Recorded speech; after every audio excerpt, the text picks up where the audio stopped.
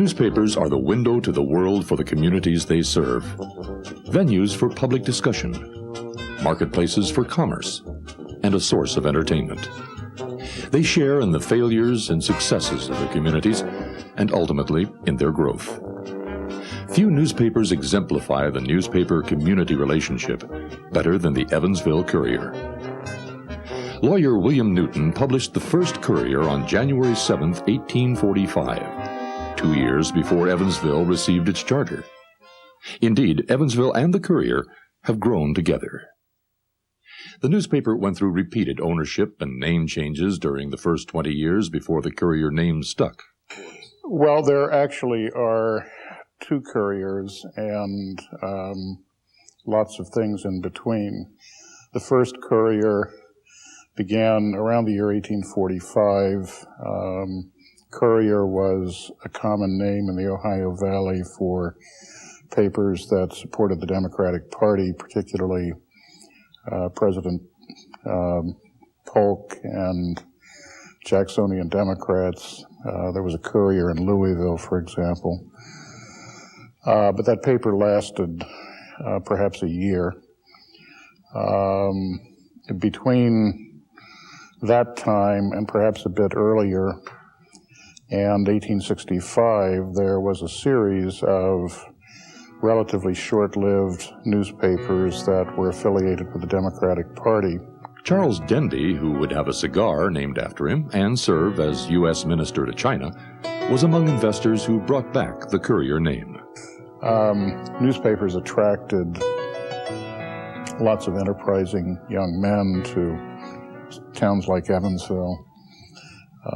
The Enquirer attracted Charles Denby, who became prominent in local politics and the law, and was one of those people who invested in the Democratic newspaper during the Civil War era.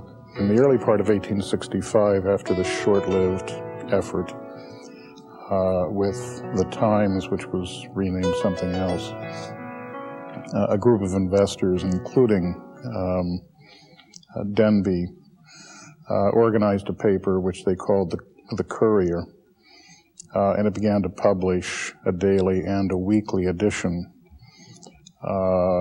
And that paper has stuck since 1865. George William Shanklin acquired the Courier in 1866 and was joined 2 years later by his brother John Gilbert.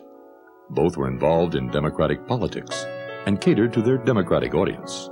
Newspapers were unabashedly partisan, and people in those days were one thing or the other.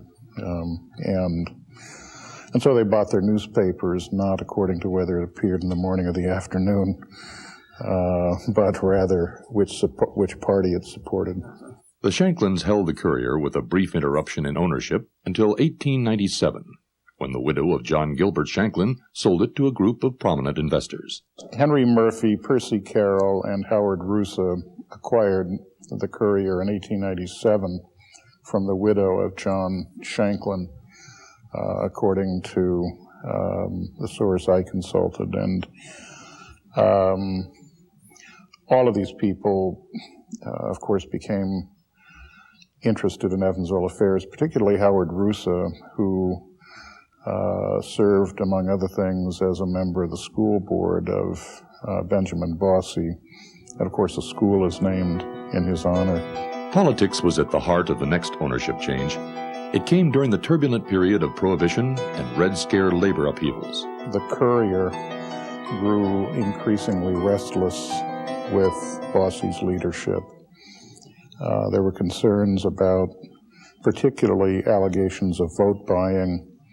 There were also concerns about abuse of or violation of the new liquor law. And these concerns were, in fact, fairly well grounded. A mayoral election was upcoming, and for some unaccountable reason, Benjamin Bosse was able to acquire the paper. The paper was purchased by Henry Marshall of Lafayette, I believe, who within several months sold some interest to Mayor Bosse, who in turn acquired full control of the paper and was reelected in November 1921 and died in April of the following year. By the time Bosse had bought the Courier, cartoonist Carl K. Knecht already was on his way to becoming an institution in Evansville. His often hard-hitting cartoons began appearing on the front page of the Courier within a week of his arrival in 1906. The first cartoon, September 29th of 1906, was on the front page, and it remained on the front page until 1952. Knecht also became the Courier's first photographer, and coupled that new skill with another interest he had, flying. He was the first Evansville resident to fly, and in 1919 shot the first aerial photographs of the city. Knecht's interests often were reflected in the 18,000 cartoons he drew during his 54-year career. At the forefront were the circus and the zoo. He played a huge role in developing the zoo, initially with animals he had received from the circus, and later with a fund drive he promoted for the first elephant, Kay. Knecht was among the city's biggest boosters, promoting new business, commercial air traffic, and a national highway system that would include Evansville. I think he was a booster, and also very much involved in boosterism in terms of trying to improve the quality of life. Supported every major civic organization, particularly in support of the Red Cross. He probably drew more cartoons about the Red Cross than any other civic institution. Knecht was highly respected by his peers, and a number of his cartoons were published nationwide. He became an institution in the community as well as at the Courier. And there were people around the country who knew nothing about Evansville other than it was the place where Carl Knecht was from. Bosse's death in 1922 left the Courier in the hands of his widow Anna, and was the advent of the Enlow family's involvement in the newspaper. In the wake of Benjamin Bosse's death, his widow Anna acquired primary or controlling interest in the paper. Another major investor was the National City Bank President C.B. Enlow, about whom a great deal needs to be written in the history of this city. But Anna was the principal owner until her death in 1939, when Enlow's son Robert then became publisher, succeeding Anna. Also about this time, political partisanship began to disappear in newspapers. In approximately 1924, the Courier hired Donald Sissom to serve as editor, and he held that position until the early part of 1954. Under Sissom, I would think it's fair to say that the Courier became much less partisan, perhaps a reflection of the ownership of the newspaper, perhaps also a reflection of the changing times and of the role of newspapers in that time. Newspapers also were changing the way they treated race. During the turn of the century, racial content that appeared in white-run newspapers, and the Courier in particular, would be embarrassing by today's standards. It certainly reflected intolerant times in our society. Under Sissom's leadership, the Courier took giant steps to shed its blatantly racist ways. Don Sissom probably was doing a great deal behind the scenes to improve, along with some other local leaders. Was doing a lot of things to improve the racial climate in this community, and probably the most notable thing that I can point to is an event that was held in the summer of 1944 in Evansville, the first regional conference on race ever held in the history of this community. It was remarkable not just for that, but also because of the way it was covered. The Courier gave it prominent coverage for several days. In 1937, the Ohio Valley was inundated by a tremendous flood. A flood that would change Evansville and the way its newspapers were produced. The Courier and the Press formed a joint operating agreement, which continues to confuse local residents about newspaper ownership here. Right after the 1937 flood, and before I was born, but the story that I read and believe probably is that I think one of the papers was closer to the river during the flood and was flooded out of its building, and the other papers said, "Oh, come up in our building and we'll print you until the water goes down." And once they got in the same building, everybody saw what a great savings was involved in one building, one printing press, one set of everything instead of two. So they eventually formed what is called a joint operating agreement. This was one of the first ones in country, and the two newspapers have always been separately owned. On December 7th, 1941, the United States was thrust into World War II by the Japanese bombing of Pearl Harbor. Like elsewhere in American society, change was on the horizon for the Courier. With the manpower-draining demands of the military and higher-paying jobs in war plants, women began more than ever to assume roles in the newsroom beyond the society pages. Chickie Freeburg worked for the Courier and the Sunday Courier and Press during the war. She reported on news and sports and even found herself behind a camera on occasion. Before the war, I think the women were doing mostly society and fashions and go to teas and style shows, that kind of stuff, lighter stuff, although there were some who did some regular reporting, but mostly it was the lighter things. But then when the war came along, then all of a sudden, the women had to take over more of the duties that the guys had been doing. So that's where we got into doing everything. Unemployment in Evansville was virtually non-existent because of the war. That brought to an end one of the longest-running Courier contributions to the community, the annual Christmas party for poor children. But the war brought other needs, and the newspapers moved in to help. The Courier and the Press together sponsored the Red Cross Canteen, which was located near the old L&N Railroad Station on Fulton Avenue. The canteen was a very, very important facility here in Evansville. It put Evansville on the map. Soldiers who were going across country on troop trains would get off the trains and go into the canteen. The food, everything there was free, which is what made the Evansville Canteen unique. Elsewhere, they would have to pay a little something for coffee or for a piece of pie, that sort of thing. This one was free, so when some of the guys from Evansville would be overseas in France, England, wherever, they'd mention they were from Evansville, Indiana, invariably someone would say, "Well, that's where that great canteen is." War news around the world dominated the headlines, but the Courier kept close tabs on home front activities as well. The massive defense industry that built planes, ships, and bullets, and the little things that added up, scrap drives, bomb drives, rationing. The Courier began running standing features that reported on assignments of tri-state people in uniform. Eventually, a daily column had to be added.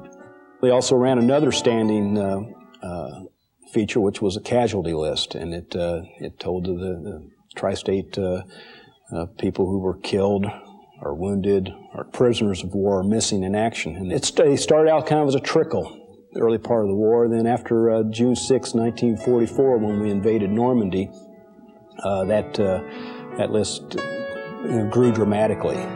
With the war's end came the uneasy reconversion to a peacetime economy. Soldiers returned home looking for jobs, starting families, and building homes. Workers who had weathered the war under wage controls were demanding more, and the fear of communism skewed good judgment. Evansville was not spared this turbulent time. The incumbent Congressman, Ed Mitchell, who had been brought in that landslide in 1946, and was also a member of the House Labor Committee, got one of his associates to bring the House Labor Committee to Evansville in September of 1948 and to conduct a hearing, which the Courier covered kind of unabashedly, naively, I might add, and the Press also. But for day after day, you had people who claimed to be opposed to the leadership of the United Electrical Workers coming before this committee and saying the damnedest things about their neighbors and their co-workers, about their alleged links with the Communist Party, with very little opportunity for rebuttal or thorough examination of these charges. The Courier did a series subsequent to this on communists in Evansville. Virtually all of the evidence came anonymously on how the Communist Party got rooted in Evansville. During the mid-50s, the Evansville area was shocked by a series of murders committed by Leslie Irvin. The Courier's coverage was sensational, with graphic photos, his confession, and liberal use of a moniker an official had given Irvin, Mad Dog. His conviction and death sentence were overturned by the U.S. Supreme Court in a precedent-setting decision that said newspaper coverage had created a climate that prevented Irvin from receiving a fair trial. He was convicted a second time and remained in prison the rest of his life. Among the reporters covering the Irvin case was Joe Aaron, who went on to write his morning assignment columns that became a breakfast-time habit for many tri-state readers. Joe Aaron was he was probably the most beloved person I have ever experienced in the newspaper business. And I mean beloved on two levels, and I hope I can get through this because I still feel very strongly about Joe. He was so beloved by the staff, and that was shared to a large degree by his readers. They felt very strongly about him. I've never seen anyone who had quite as strong a readership as he did. People related to him so much because he was one of them. He was never anyone who, he never appreciated as an example his own abilities. He never thought he was a very good writer. And at one point, even came to me and said that he was going to have to quit. He was so discouraged at one point that he said he was going to have to quit. I almost laughed him out of the office because that was just inconceivable to have a Courier without Joe Aaron. But he was a very, very beloved individual. He also was one of the best writers and word craftsmen that I have ever seen in the business. Aaron knew no bounds in pursuit of a column, and found fertile ground in the seemingly insignificant. Whether it was a large sunflower or a walk to Princeton, he would do whatever it took to get a good column. But he just had a way of making you feel things, whether it was a sad story or a funny story. He could drive down a street and see a woman sitting on a porch singing a black hymn, and he could come back to the office and he could write 20 inches about it. Aaron's humility was never more apparent than when Scripps Howard sold the Evening Press in 1986 and bought the Courier. He wondered if he still had a job, so he went to see his new boss, Tom Tooley.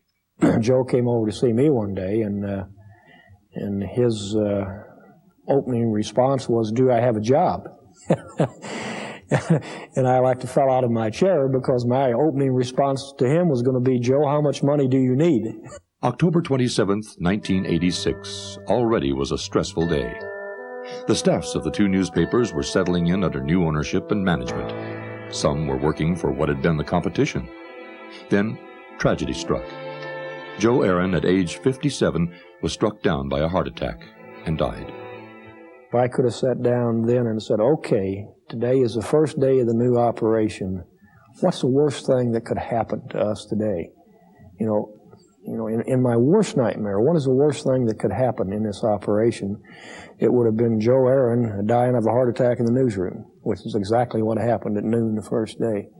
He was really I thought the soul of the Evansville Courier, and just, boy, like that it was going. The one thing I think that's kind of a bitter irony with Joe, though, is that he never really realized what a good writer he was.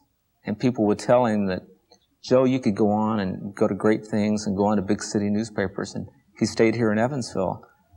And the irony, I think, is that the day that he died in the newsroom, the day that the newspaper was being sold to Scripps Howard, a chain which could have circulated his stories or syndicated his stories, that he died in the newsroom, and his stories could have gone all over the country and been enjoyed by people. On Another institution at the Courier was Dan Sissom, who was sports editor from 1925 through 1966. Dan Sissom was a wonderful character, a wonderful sports editor, but also one of those characters that we've talked about. He had certain opinions, we might call them biases even, and he instituted them daily. I remember a famous story where he had someone had given him a wire story about Olympic skiing. And he said he wasn't going to have anything to do with that. He said, "There will be no skiing in my newspaper." Excellent journalist and an excellent writer. And he was a pretty stern taskmaster, but once he jumped on you and said what he wanted to say and got his message across, well, then it was all forgotten, you know. He smoked a pipe and alternated that with long back foul-smelling cigars, slender ones. And it always took him 4 or 5 matches to get either his pipe lit or the cigar lit, whichever one he was smoking. And he'd just toss the matches, you know. He'd puff around a while and then toss the matches. And he could hit the wastebasket all the time, and it was always full of paper. And Mike Bowles, one of our junior writers at the time, he said he spent the first 6 months at the Courier putting out wastebasket fires that Sissom set by throwing his spent matches in them. Sissom was a powerful force in the sports community. He strongly favored the building of Roberts Stadium and founded the Courier City Golf Tournament. During his career, Sissom covered major professional golf tournaments, the World Series, the Kentucky Derby, and other major sporting events. He set the policy, continued under Flutie's leadership, of sending writers to cover local sports heroes, whether they were in the Rose Bowl, Super Bowl, or World Series. The sports department's emphasis on covering local heroes reflected the newspaper's overall news philosophy. While national and international news were important, Courier editors over the years have come to know that local news is what its readers want. The Courier has always, in my experience, emphasized local copy. It had enough space that there was no dearth of national and international news, and there was some feeling on the part of people that I talked to in the public that we had perhaps too much of that. But nevertheless, our emphasis always was on local coverage, and I think that was our strength. When Bill Jackson came to the Courier in 1963, he found the newsroom staffed with reporters who could have stepped from the stage of the play Front Page. There were a lot more characters at the newspaper in the 60s and maybe even into the 70s than there are now. I think we're a lot more businesslike today, and maybe I think we're a little more professional, to be honest about it. But in those days it was a little more fun, partly because of the type of people you had around. They were awfully unpredictable. I think part of the situation was that in those days we weren't particularly a well-paying newspaper, and as a result, we didn't have a lot of choice when we came to hire people. The result of that, and the fact that in those days I think there was just more of a tendency of the business to draw colorful people, the result of all that was that we did have a lot of characters on the staff, and it was a lot of fun. But he also found staff members who had built reputations and loyal readership, like longtime entertainment editor Gene Sir Heinrich and sports writer Don Bernhardt, who was associate sports editor when he died unexpectedly in 1983 at age 51. Jeannie Sir Heinrich was an institution at the Courier. She was she had been there for many years by the time I got there, and I can very well recall that on the first day that I was there, she had a rather rough demeanor at times, and I was a young city editor, still wet behind the ears, and I saw her pronouncing judgment on something in the office, and I was about ready to go back to Texas, thinking that this is going to be too much for me to handle. In time, I saw what a sweet, wonderful person she was, and we became really good friends over a period of time. As far as her being the entertainment writer, she had a reputation in Evansville that I think it would be hard for anyone else to get. She had been here so long and was so well established and so well known, and her opinion was so well respected that she was just in a class by herself. Don Bernhardt was another institution at the Courier. He was someone who also had a great deal of respect from the staff. Everyone liked him. He was a very, very outgoing, amiable individual, and he also was an excellent, excellent sports writer. Jackson was named editor of the Courier in 1978 during an effort to unionize the newsroom. The staff had become disgruntled over pay, working conditions, and a lack of resources needed to pursue the news. My job was to convince the staff that the company did hear their concerns and that by bringing me back, they were trying to help solve those problems, and my job was to continue to do that. The union effort was narrowly defeated, but it did catch the attention of the Courier board, including its chairwoman, Rosanna Enlow, Robert C. Enlow's widow. Rosanna Enlow was not well known to the staff except for Christmas parties for many years. When her husband was alive, she was very uninvolved in the Courier. After his death, she became more involved, and I think it became clear then, if it hadn't been before, that she was very, very aware of the Courier, very interested in the Courier. It happened that at a time when she became more active in the Courier, there were some troubled times for the staff. And I think she was an inspiration to the staff. I think that they felt that she genuinely did care not only about the newspaper, but them, the staff. We set up meetings between the staff and with her, which I considered at the time was an unusual thing to be happening for the staff to be meeting directly with the publisher. But I felt that showed the staff that she was concerned about them. I think she also, in addition to being an inspiration to the staff, it was very helpful to us, that she realized that we had to have the financial means to operate the newsroom, and she was generous in the way she handled budgets, and I think we were able to improve during that period of time, partly because she was giving us the money that we needed in the newsroom. On December 13th, 1977, the Tri-State was shaken by the crash of a DC-3 charter plane that killed the University of Evansville's basketball team. The tragedy on that cool, misty night brought one of the most difficult assignments ever to the Courier staff. It was something that you would imagine out of a war scene. It was, the flame was still burning, bodies were lined up along the tracks down there. It was real muddy and foggy. I remember a train whistle kind of cutting through that fog as they backed a rail car up to load the bodies onto that. It was really an eerie feeling. And at that point, I thought it might have just been, a charter plane with some business people on it. But as it turns out, I walked up the side of a hill, I saw an Aces duffel bag, and I realized that what an impact that was going to have on the community. What an awful tragedy, even worse tragedy, that all those young people had lost their lives. I don't think there's probably anything that's ever had more impact on me in terms of a news event. The scene was just, I think we were all numb from what we saw. Up on an embankment, you could see the tail of the plane and some wreckage. And then the railroad tracks ran through there. And the bodies had been covered, but you could still see duffel bags and tennis shoes and other things that belonged to the team. There was one player on that plane crash who survived for a few hours, 5 hours. His name was Greg Smith.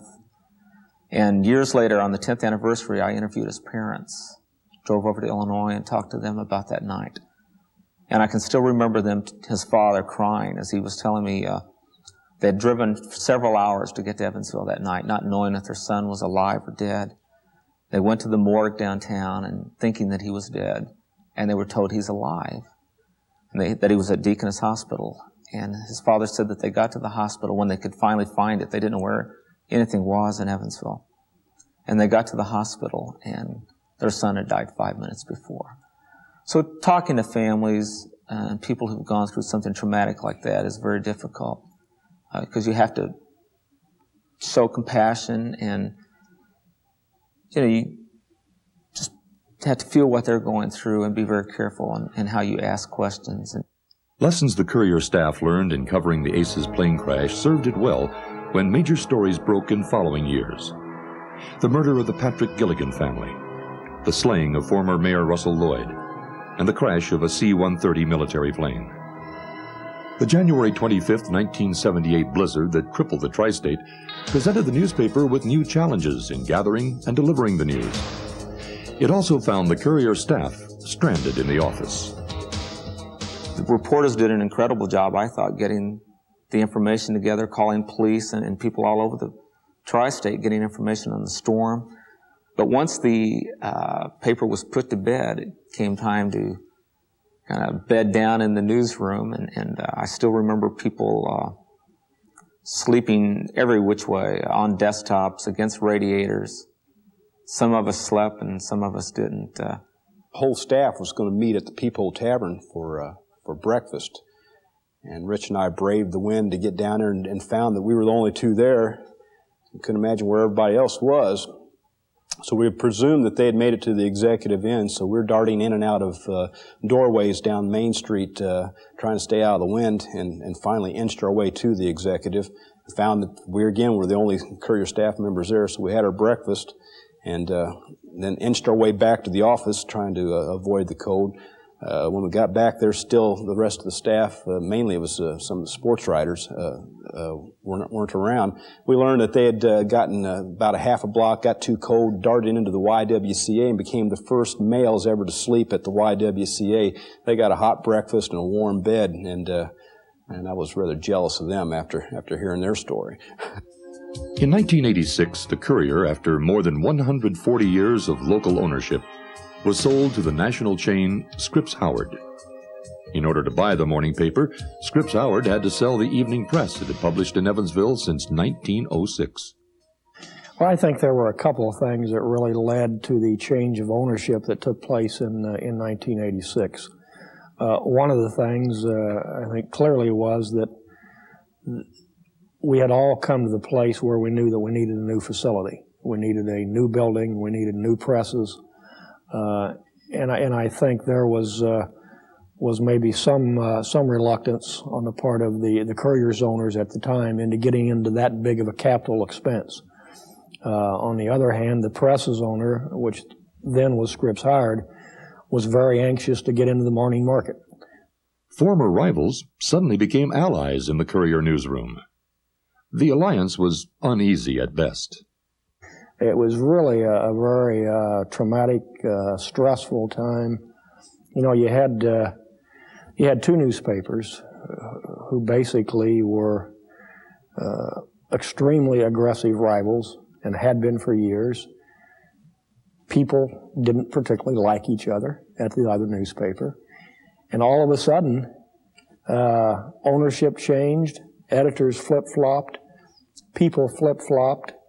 You know, overnight, I took over a Courier newsroom, a morning newspaper, which I had never run before in my life, and had about half of the people were former Courier staffers and half the people were former press staffers, none of whom trusted each other, none of whom liked each other, and they were sitting right next to each other in desks now and told to do this job together.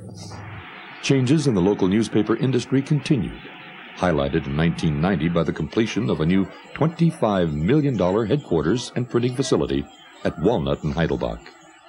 One of the reasons that, as I've already pointed out, that the ownership change came about in 1986 was because everybody realized that we needed to move into a construction phase. The building we were in was too small. You know, we had outgrown it years and years before. We were putting money into a facility that was not going to last. The roof leaked, the floor was crumbling, the desks were broken, the chairs were broken. The printing presses, part of which we had purchased used 20 years before, had gone far beyond their lifetime. It was a poorly printed product. And the time came that we just had to do something. The new building brought new equipment that put the Courier Company on the cutting edge in printing technology. We thought, and still do, that the printing presses were the very best product on earth to buy. We thought the color separating equipment, the Cytex equipment that we're using, absolutely top of the line.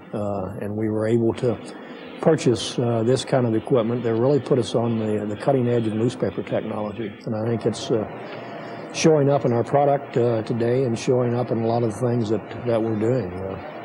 In the near future, newspapers, including the Courier, will provide information to its readers in a variety of forms. They will include the printed version they receive today, an electronic report they can receive on their computers at home, and another product on their televisions. What I see happening is that we're going to be involved in half a dozen different ways to deliver information. You can call it a newspaper, you can call it online, you can call it a tablet, you can call it television, you can call it whatever you want. But we will still be doing essentially the same reporting, the same editing, and the same packaging of information. We'll simply be sending it out a half a dozen different ways. Some people will want it just like they get it today, a newspaper. Some people want it another way. We need to be ready, and we're heading in those directions to supply that information in a variety of ways. And, you know, I think we'll certainly be here another 150 years. We'll be different, but, you know, we're different today than we were 150 years ago, too.